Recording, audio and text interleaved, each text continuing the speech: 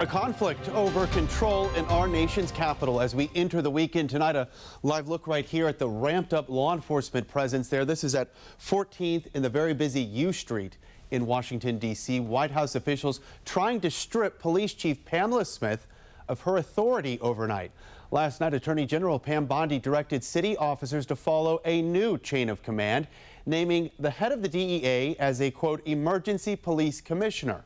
Immediate backlash in D.C.'s streets today. City officials filing a lawsuit, and a federal judge was forced to then get involved. Very gratified that the judge today recognized that that is flagrantly illegal, that it violates the clear language of the Home Rule Act, and that for all intents and purposes, the chief of police remains the chief of police. Pamela Smith, appointed by the mayor, confirmed by the council, remains the chief of police.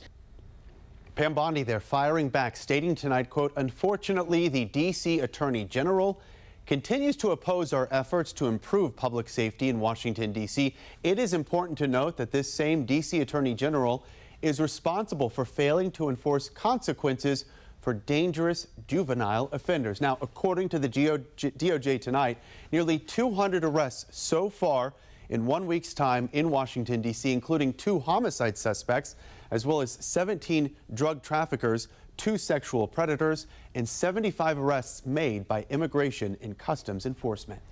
Ever since President Trump's takeover, D.C. leaders have been pushing back against claims of out-of-control crime, pointing to a significant drop in crime numbers. But a lawsuit filed in 2020 just settled out of court shows Sergeant-turned-whistleblower Charlotte Josu claimed the MPD routinely misclassified crimes. She claimed higher-ups in the department told officers to do so, creating a long history of trying to distort crime statistics, including downgrading felonies to misdemeanors.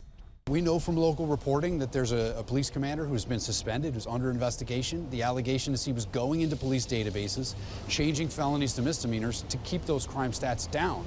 And it sounds like the response is that that wasn't just some malicious rogue commander. The city had no comment on the settlement, and it's unclear how much it may have paid former Sergeant Josu. In those court filings, the city denied Josu is a whistleblower or that she was ever retaliated against for exposing systemic fraud and crime reporting by the MPD.